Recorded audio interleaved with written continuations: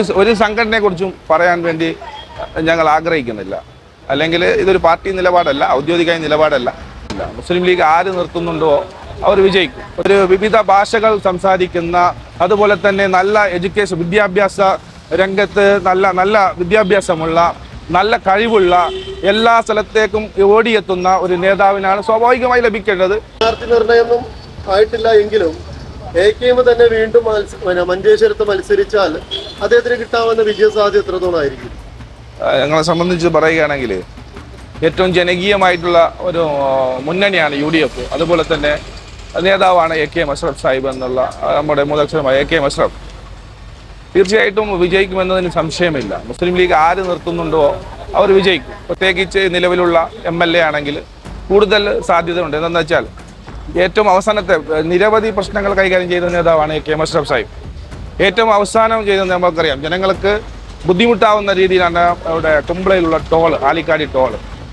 ഈ വിഷയത്തിൽ നിരന്തരമായി ഇടപെടുകയും ഈ സംഭവ വികാസങ്ങളൊക്കെ നടന്നുകൊണ്ട് മുന്നോട്ട് പോകുമ്പോൾ നിയമപരമായും അതുപോലെ തന്നെ സമരപന്തലിലൂടെ സഞ്ചരിച്ചുകൊണ്ട് ജനങ്ങളുടെ പ്രശ്നങ്ങൾ അറിയാൻ വേണ്ടി നോക്കുന്ന ഒരു ജനകീയ നേതാവാണ് അദ്ദേഹം. വളർന്നു വന്നതെന്ന് പറയുന്നത് നമുക്കറിയാം, MSFലൂടെ കടന്നു വന്ന നേതാവാണ്.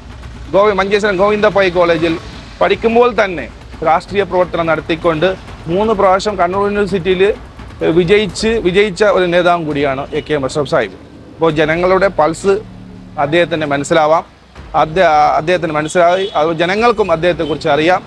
അപ്പോൾ സ്വാഭാവികമായി UDF സംവിധാനത്തിലുള്ള ആര് വന്നാലും വിജയിക്കും. ഇതിനുപരി AK അഷ്റഫ് വന്നാൽ വൻ ഭൂരിപക്ഷത്തിൽ വിജയിക്കാൻ സാധ്യതയുണ്ട്.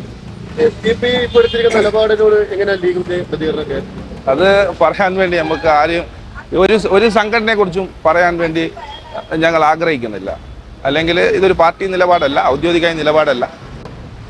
നമുക്ക് അതിനെക്കുറിച്ച് കൂടുതലായി ഒന്നും പറയാൻ വേണ്ടി, അല്ലെങ്കിൽ ഏത് സംഘടനപ്പെട്ട ആൾക്കാരാണെങ്കിലും ജനങ്ങളുടെ വോട്ടാണ് UDFന് വേണ്ടത്, മുസ്ലിം ലീഗിന് വേണ്ടത്. മഞ്ചേശ്വരത്ത് ഏറ്റവും യോഗ്യൻ AKM തന്നെയാണ്. എന്നെ സംബന്ധിച്ചിടത്തോളം പല പേരുകളും ഉണ്ടെങ്കിലും അതിന് ഇപ്പോൾ നമുക്കറിയാം, കേരളത്തിൽ ഉടനീളം എല്ലാ സ്ഥലങ്ങളിലും AKMനെ ശ്രദ്ധിക്കപ്പെടുന്നുണ്ട്, കൈകാര്യം ചെയ്യുന്നുണ്ട്. പിന്നെ ഒരു സാമാജികൻ എന്ന നിലക്ക് ഏറ്റവും നന്നായി പ്രവർത്തനം കാഴ്ചവെക്കുന്നു. അദ്ദേഹം ബ്ലോക്ക് പ്രസിഡന്റ് ആയപ്പോഴും നല്ല പ്രവർത്തനമാണ് കാഴ്ചവെച്ചത്. തൊട്ടടുത്ത നമ്മുടെ സ്റ്റേറ്റായ കർണാടക സ്റ്റേറ്റിൽ നമ്മൾക്കറിയാം, കേരളത്തിൻ്റെ അർജുൻ്റെ ഒരു സംഭവം ഉണ്ടായി. ആ സംഭവത്തിൽ ആദ്യം അവിടെ എത്തിച്ചെന്നുകൊണ്ട് നമ്മുടെ ഒരു സ്വന്തം അനുജനെ പോലെ, അല്ലെ ജ്യേഷ്ഠനെ പോലെ ആ കാര്യങ്ങളൊക്കെ കൈകാര്യം ചെയ്യുന്നത് AK അഷ്റഫ് സാഹിബാണ്. കേരളം മൊത്തം പ്രാർത്ഥിച്ച കാര്യമാണ് അർജുനു വേണ്ടി. നമ്മൾക്ക് എല്ലാവർക്കും അറിയാം.